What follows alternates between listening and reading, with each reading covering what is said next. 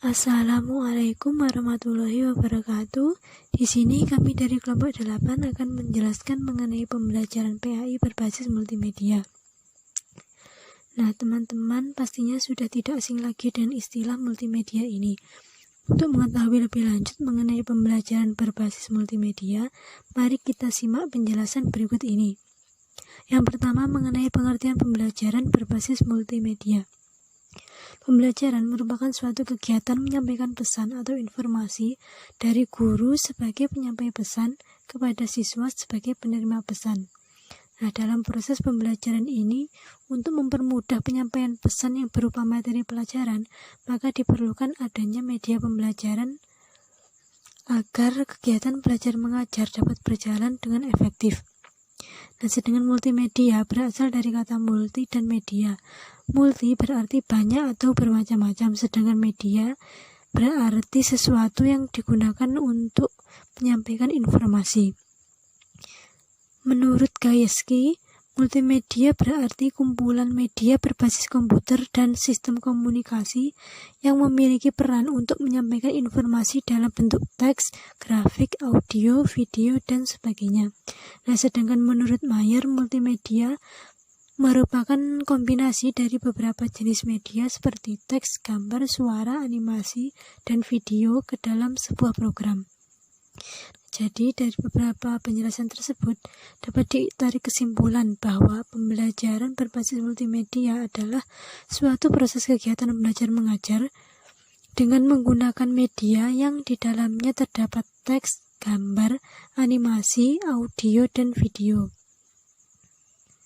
Nah, pembelajaran berbasis multimedia ini bertujuan agar proses pembelajaran menjadi lebih efektif dan menyenangkan. Nah, multimedia memiliki beberapa komponen, yaitu yang pertama teks.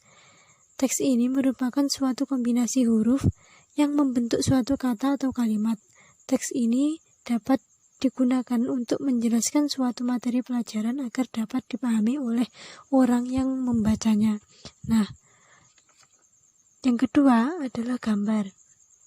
Gambar merupakan suatu penyampaian materi dalam bentuk visual. Gambar ini dapat berupa garis, bulatan, kotak, dan sebagainya. Komponen selanjutnya yaitu video. Video ini merupakan media yang dapat menunjukkan simulasi benda nyata. Video ini dapat menunjukkan susunan atau urutan gambar-gambar bergerak dan dapat memberikan ilusi. Video pada multimedia biasanya digunakan untuk menggambarkan suatu kegiatan. Komponen selanjutnya yaitu audio. Audio merupakan berbagai macam bunyi dalam bentuk digital seperti suara, musik, narasi, dan sebagainya yang bisa didengar untuk keperluan suara latar, penyampaian pesan sedih, bahagia, dan lain-lain yang disesuaikan dengan situasi dan kondisi. Nah, komponen yang terakhir yaitu animasi. Animasi ini merupakan suatu tampilan yang menggabungkan antara teks, gambar, dan suara dalam suatu aktivitas pergerakan. Animasi ini dapat menjadikan gambar yang diam menjadi bergerak dan terlihat seolah-olah gambar tersebut hidup. Nah, jadi seperti itu. Assalamualaikum warahmatullahi wabarakatuh. Alhamdulillahirrahmanirrahim. Wa bihi nasta'in wa ala umuri dunya waddin.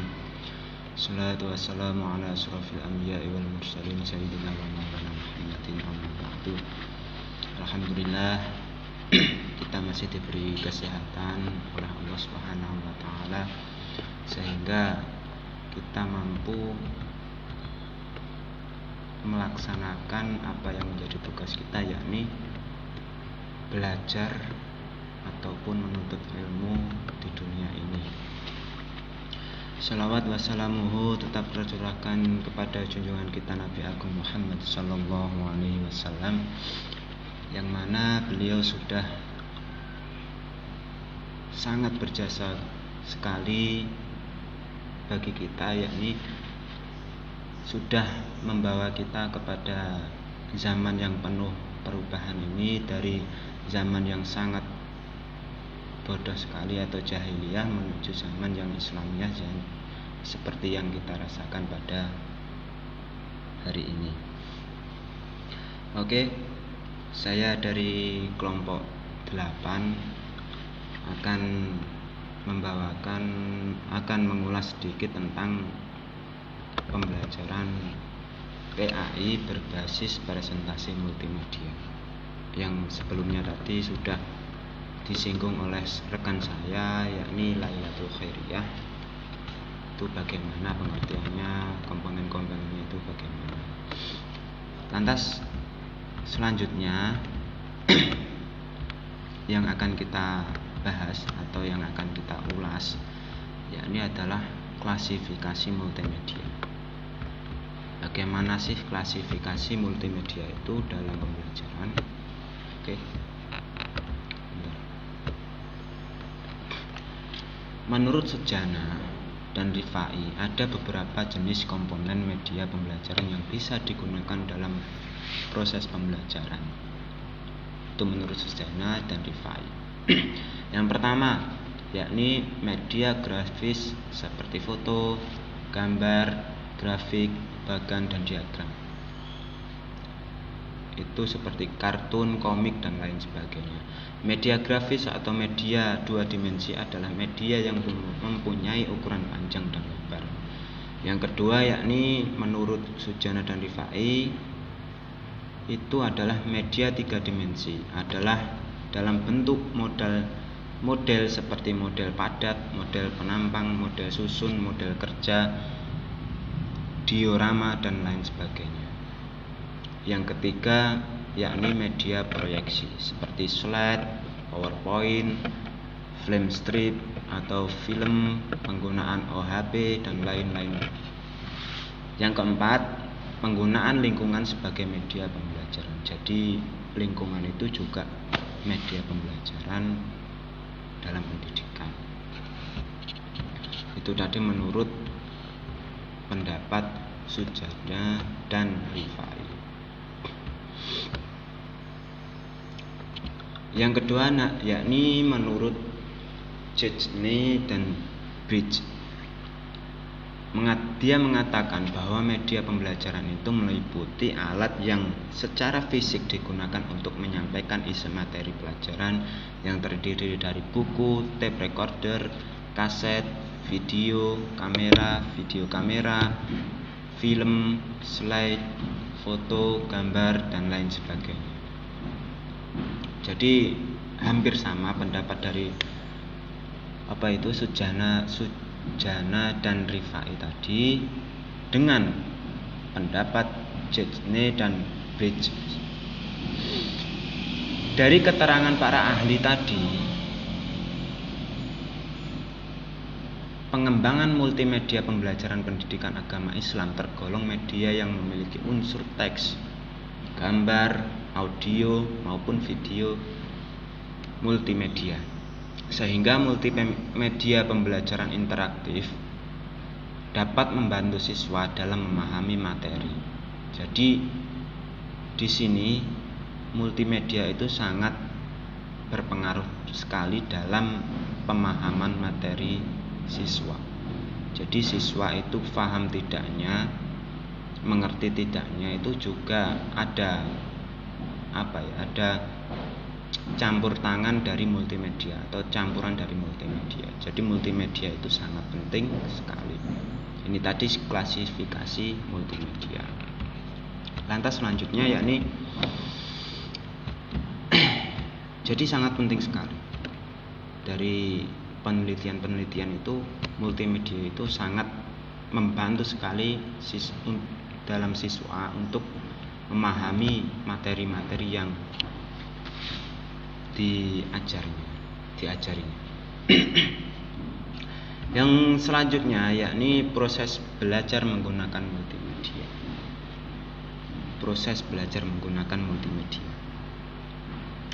Munculnya multimedia dan teknologi multimedia telah mengubah cara mengajar pendidik dan cara belajar peserta didik. Jadi benar sekali bahwasanya multimedia itu dan teknologi multimedia itu sangat mengubah cara belajar siswa maupun cara belajar pendidik, cara menyampaikan pendidik. Jadi pendidik itu kalau mengajar mengalami kesulitan, Dengan multimedia ini pendidik nanti akan mengalami kemudahan dalam menyampaikan materi atau memahamkan siswa. Begitu sebaliknya, dampaknya terhadap siswa, yakni siswa itu akan menjadi gampang, akan menjadi mudah dalam memahami informasi yang diberikan oleh guru tadi dengan efektif dan efisien. Itu proses belajar menggunakan multimedia, itu fungsinya seperti itu. Lantas dengan multimedia, cara penyampaian komunikasi informasi dapat dilakukan lebih efektif dalam memberikan informasi. Itu tadi, multimedia dalam menyampaikan komunikasi informasi itu lebih efektif dalam memberikan informasi. Jadi efektifnya itu lebih terjangkau daripada sama sekali tidak menggunakan multimedia. Jadi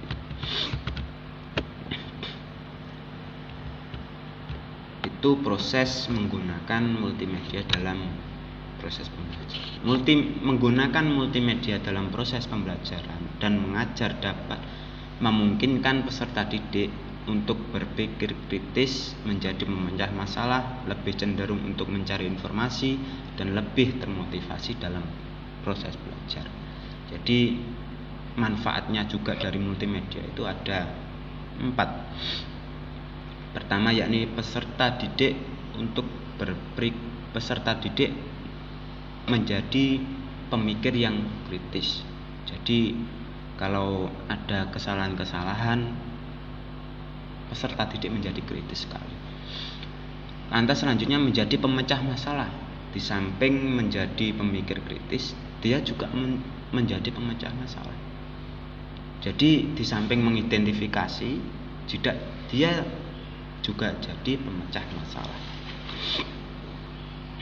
Selanjutnya lebih cenderung untuk mencari informasi.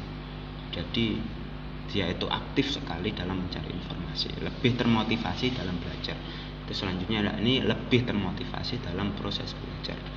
Jadi si peserta didik itu lebih termotivasi, lebih semangat dan lain sebagainya.